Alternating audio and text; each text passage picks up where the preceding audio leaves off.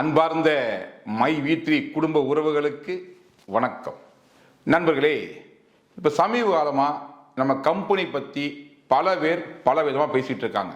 இது அப்படி இது இப்படி சொல்லிட்டு, ஃபர்ஸ்ட் ஆஃப் ஆல் உண்மையிலுமே நம்ம கம்பெனியோட பலம் என்ன நமக்கு ஸ்ட்ரென்த் இருக்குது. இதை நான் சொன்னால் சரியாக இருக்கும், இதை நீங்கள் கிராஸ் செக் பண்ணிக்கலாம். ஓகே, ஸோ அதுக்காக தான் சில டீட்டெயில்ஸ் உங்களுக்கு ஷேர் பண்ணுறேன்.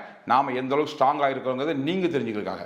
இதை நான் மீடியாவில் சொல்லியிருக்கலாம், நான் சொல்கிற ஐடியா கிடையாது. அவங்க சொல்லி என்னென்னு போகிறோம், அவங்க கேட்டு என்னென்னு போகிறாங்க, இன்னும் டிஆர்பி ஏற்றிக்குவாங்க, அவ்வளோதானே. ஸோ அதனால் இது வரைக்கும் மீடியாவில் பேசாத விஷயத்த நான் உங்கள்கிட்ட பேச போகிறேன். ஆக்சுவலாக என்னென்னா, நம்ம கம்பெனியில் இன்னைக்கு தேதிக்கு மோர் தேன் 50 lakhs கஸ்டமர் இருக்காங்க. இது எல்லாத்துக்கும் தெரியும். ப்ளே ஸ்டோர்லேயே வந்தாச்சு. இன்னைக்கு 5 million ப்ளஸ்ன்னு சொல்லி விஷயம் வந்தாச்சு.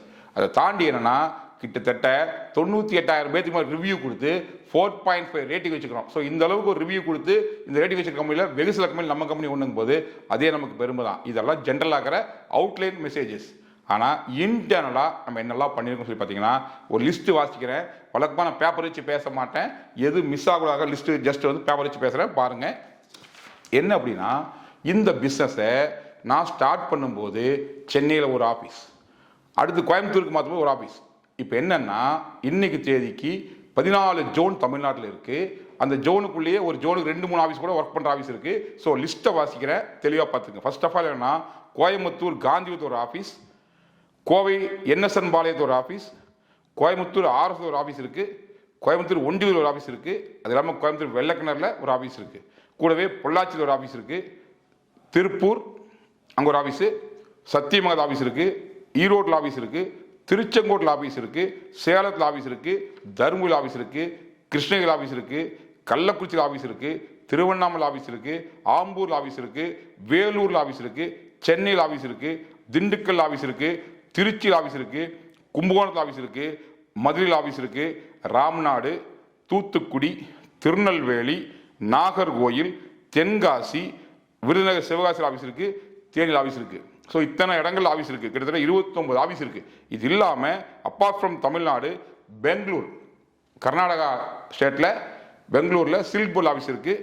அண்டு ஆந்திர பிரதேசில் திருப்பதியில் ஆஃபீஸ் இருக்குது.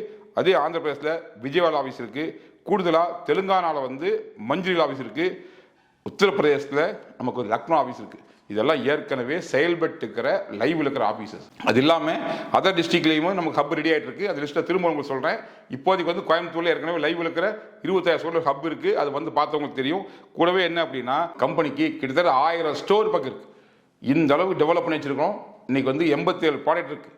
இருக்கிற ப்ராடக்ட்டில் ஒன்னொன்றுமே ஒரு வெரைட்டி தான். ஆக்சுவலாக சேமியான்னு சொன்னால் இன்றைக்கி நார்மல் சேமியா நம்ம தரதில்லை. நம்மகிட்ட இருக்கிற துளசி சேமியா, முடக்கத்தான் சேமியா, கூடவே ஆவார சேமியா. ஆனால் 3மே மைதா இல்லாத சேமியா. டீ தூள் சொன்னால் எவ்வளோ டீ தூள் இருக்குது, டஸ்ட் டீ தூள், அதை விற்கல.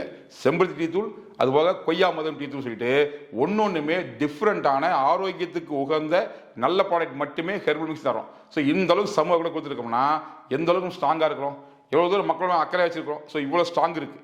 அது இல்லாமல் நான் சொன்னேன் இல்லைங்களா, வர்ற ஞாயிற்றுக்கிழமை நம்ம ஆஃபீஸ் ஓப்பன் பண்ண முடியாது. அந்த லிஸ்ட்டை படிக்கிறேன். வர்ற ஞாயிற்றுக்கிழமை ஓப்பன் ஆகுது எல்லாமே உங்கள் ஆசீர்வாதத்தோட, உங்கள் ஆதரவோட. கோயம்புத்தூரில் மேட்டுப்பாளையத்தில் ஆஃபீஸ் ஓப்பன் ஆகுது, தாராவதி ஆஃபீஸ் ஓப்பன் ஆகுது, ஊட்டியில் சேரிங்கஸ் ஆஃபீஸ் ஓப்பன் ஆகுது, ஆத்தூர் ஆஃபீஸ் ஓப்பன் ஆகுது, சேலத்தில் ஏற்கனவே ஒரு ஆஃபீஸ் இருக்குது, இன்னொரு ஆஃபீஸ் ஓப்பன் ஆகுது அவுட்டரில், நாமக்கல் ஆஃபீஸ் ஓப்பன் ஆகுது, கரூர் ஆஃபீஸ் ஓப்பன் ஆகுது, விழுப்புரத்தில் ஆஃபீஸ் ஓப்பன் ஆகுது, கடலூரில் ஆஃபீஸ் ஓப்பன் ஆகுது, புதுக்கோட்டையில் ஆஃபீஸ் ஓப்பன் ஆகுது, மதுரையில் ஏற்கனவே திருநகர் இருக்குது, இப்போ மாட்டுத்தாவளி ஆஃபீஸ் ஓப்பன் ஆகுது, கூடவே அருப்புக்கோயில் ஆஃபீஸ் ஓப்பன் ஆகுது, காஞ்சிபுரத்தில் ஆஃபீஸ் ஓப்பன் ஆகுது, திருவள்ளூரில் ஆஃபீஸ் ஓப்பன் ஆகுது, கூடவே சங்கரங்கோயில் ஆஃபீஸ் ஓப்பன் ஆகுது. அது இல்லாமல் பாண்டிச்சேரியில் காரைக்கால் ஆஃபீஸ் ஓப்பன் ஆகுது. So 16 office. ஏற்கனவே 34 ஆஃபீஸ் ரன்னிங்கில் இருக்குது. Plus 16 ஆஃபீஸ்னா 50 office. 2.25 வருஷத்தில் ஒரு மார்க்கெட்டிங் கம்பெனிக்கு 1000 ஸ்டோருக்கு மேலே வச்சுக்கிட்டு 50 ஆஃபீஸ் பப்ளிக் வந்துட்டு போகிறதுக்கு, மக்களுக்கு சந்தேகத்தை தீர்க்கறதுக்கு, கேள்வி கேட்டால் பதில் சொல்கிறதுக்கு, அவங்களுக்கு என்ன இஷ்யூஸுக்கோ அது சரி பண்ணி தரக்குன்னு சொல்லிட்டு இந்த அளவுக்கு நடத்துகிறோம்னா ஏமாற்றிட்டு போகிறக்கா, விட்டுட்டு போகிறக்கா? இல்லை நண்பர்களே, நம்ம நோக்கம் 2026க்குள்ள உலகின் நம்பர் 1 கம்பெனியாக நம்ம கம்பெனி மாற்றணும். எப்படி தமிழ்நாட்டில் இந்த அளவுக்கு கவர் பண்ணுறோமோ அது மாதிரி தென்னிந்தியா ஃபுல்லாக, இந்தியா ஃபுல்லாக, அதுக்கடுத்து வேர்ல்டு லெவலில் போகலாம். ஸோ ஒன் பை ஒன்னா நம்ம கரெக்டாக ஹெச் போட்டு பிஸ்னஸ் டெவலப் பண்ணிட்டு இருக்கோம். ஸோ முழுக்க நம்மளோட நோக்கம் 2026க்குள்ள உலகின் நம்பர் 1 கம்பெனி வர்றது மட்டும்தானே ஒழிய மற்றபடி விட்டுட்டு போகிறக்கோ இல்லை பிஸ்னஸ் பண்ண முடியல சொல்லி ஒதுங்கி நிற்கிறக்கோ இல்லை. இன்னைக்கு சமகாலத்தில் இவ்வளோ இஷ்யூஸ் கம்பெனி ஏதாவது பார்த்துருக்கீங்களா?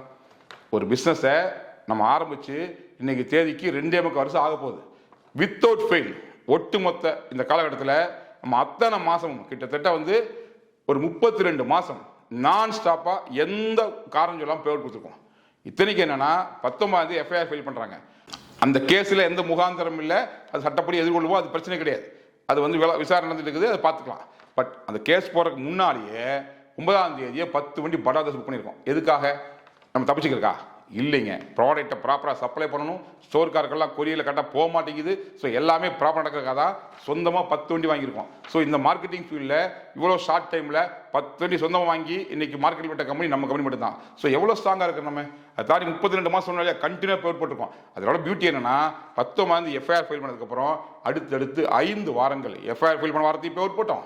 அதுக்கு அடுத்து ஒரு ப்ரொடெஸ்ட் பண்ணது, அப்போ ஒரு பேர் போட்டாச்சு. அதை தாண்டி ஒரு விசாரணை போச்சு, அன்னைக்கு பேர் போட்டாச்சு. அதை தாண்டி என்னுடைய கைது நடந்தது, அந்த அரெஸ்ட் முடிஞ்சதுக்கப்புறம் பேமெண்ட் போட்டாச்சு. இப்போ அடுத்த பேமெண்ட் நேற்றே போட்டாச்சுன்னு சொன்னால் இந்த பிரச்சனைக்கு அப்புறமும் 5 வாரம் கண்டினியூவாக வித்தவுட் ஃபெயில் மிஸ் ஆகாமல் பேமெண்ட் போட்டிருக்கேன்னா இதுக்கு மேலே நம்ம கம்பெனியுடைய செயல் திட்டத்தை எப்படிங்க மக்களுக்கு ப்ரூவ் பண்ணுறது? நான் சிம்பிளாக உங்களுக்கு கேட்குறேன். இத்தனை பிரச்சனைக்கு அப்புறம் ஓடி போகாமல், இத்தனை பிரச்சனைக்கு அப்புறம் எந்த காரணம் சொல்லாமல் நம்ம லைவில் நிற்கிறோம்ல. எவ்வளோ பேர் நமக்கு எதிராக போராடுறாங்க முடிச்சு கட்டுறதுக்காக. ஒருத்தர் சொல்கிறாரு, நாங்களாம் ஒரு வீடியோ போட்டால் அந்த கம்பெனி காணாமல் போயிடும். இன்றைக்கி அவங்க பார்ட் 1, பார்ட் 2, பார்ட் 3 போட்டாச்சு. ஆனால் அத்தனையும் பார்த்துட்டு நம்ம மார்க்கெட்டில் நிற்கிறோம். எத்தனை பிரச்சனை தான் பீனிக்ஸ் பரவாயில்ல எந்திரிச்சு நிற்கிறோம். ஏன்? நம்மகிட்ட உண்மை இருக்குது, மக்கள் சக்தி இருக்குது, நேர்மை இருக்குது, தொலைநோக்கு பார்வை இருக்குது, இறை சக்தியும் இயற்கை சக்தியும் துணை நிற்குதுன்னு சொல்லும்போது நம்ம யாராலும் ஒன்றும் பண்ண முடியல. ஸோ திரும்ப சொல்கிற நண்பர்களே, நம்ம கம்பெனி அது ஆள் போல் தலைத்து அருகு போல் வேரூன்றி ஆண்டாண்டு காலம் நிலைச்சு நிற்கிற கம்பெனி. ஸோ சரியாக புரிஞ்சுக்குங்க. மற்றவங்களுடைய விமர்சனத்தை நீங்கள் கேட்டுக்கிட்டு பேனிக் ஆகாதீங்க, கன்ஃபியூஸ் ஆகாதீங்க. எதுனாலும் சரி கம்பெனி நடத்திட்டு இருக்கோம். ஜோசின்னு சொல்ல நடத்தி காமிச்சிருக்கோம். இத்தனை பிரச்சனை என்னங்க வரப்போகுது? இதுக்கு மேலே ஒரு கம்பெனிக்கு என்னங்க பிரச்சனை வந்துடும்? யோசிச்சு பாருங்க. ஒரு கம்பெனிக்கு இதை விட பிரச்சனை ஏதாவது வருமா? இத்தனை பிரச்சனை மார்க்கெட்டிங் ஃபீல்டில் கேட்டு பாருங்களேன். ஜஸ்ட் ஒரே ஒரு சம்மன் அனுப்புனா அந்த கம்பெனி காண போயிடும். கேஸில் வேண்டாம், விசாரணைக்கு ஒரு சம்மன் அனுப்பினாலும் அது கம்பெனி காண போயிடும். அவ்வளோதான் அந்த கம்பெனி கெப்பாசிட்டி. இப்படி பல கம்பெனி கடந்த காலம் காணாமல் போயிருக்கு. அந்த லிஸ்ட்ல இல்லாமல் தனித்துவமாக நாம் எப்பவுமே இண்டிவிஜுவாலிட்டி, எப்பவுமே யூனிக், யார மாதிரி யூனிஃபார்மாக இல்லாமல் யூனிக்காக செய்கிற கம்பெனிங்கிறத திட்டத்தில் காமிச்சுக்கிறோம், பேஅவுட்டில் காமிச்சுக்கிறோம், ப்ராடக்ட்டில் காமிச்சுக்கிறோம். அதை தாண்டி இத்தனை பிரச்சனை வந்தும் நம்ம நின்று யாருக்கு இதை ப்ரூவ் பண்ணியிருக்கோம். நான் ஃபைனலாக சொல்லிக்கிறேன், மை வீட்டில் நம்பி சேர்ந்த யாருக்குமே எந்த நஷ்டமுமே எப்பவுமே வராது. நஷ்டம் வர்றதுக்கு நம்ம விடவே மாட்டோம். நிச்சயமாக உயிரை கொடுத்தாவது என்ன சொன்னமோ அதை செஞ்சு கொடுப்போம். நஷ்டம் வர்றதுக்கு நம்ம அனுமதிக்கவே மாட்டோம். அதுக்கான பிஸ்னஸ் பிளாட்ஃபார்ம் நமக்கு கிடையாது, நம்ம பிளான் வாய்ப்பே கிடையாது. ஸோ சேர்ற யாருமே நஷ்டமே ஆகாத அளவுக்கு ஒரு பிளான் வச்சுக்கிறோம்னா உலகத்தில் நம்மகிட்ட தான் இருக்குது. இதை பார்த்து தான் ஆளாளுக்கு எப்படா பண்ணுறாங்க என்றா பண்ணுறாங்க சொல்லிட்டு கிடந்து தவிக்கிறாங்க, உருண்டு பிறல்றாங்க. அவர்கள் பிறண்டு கொண்டே இருக்கட்டும், கரு சொல்லிட்டே இருக்கட்டும். அவர்கள் என்ன பண்ணலாங்கிறதுக்கு ஏற்கனவே வேலை செஞ்சுட்டு இருக்கேன். திரும்ப அடுத்தது கூட பேசுகிறேன். ஸோ ஓகே, ஃபைனலாக நல்ல ஒரு லட்சியம் வெல்வது நிச்சயம். நன்றி, வணக்கம்.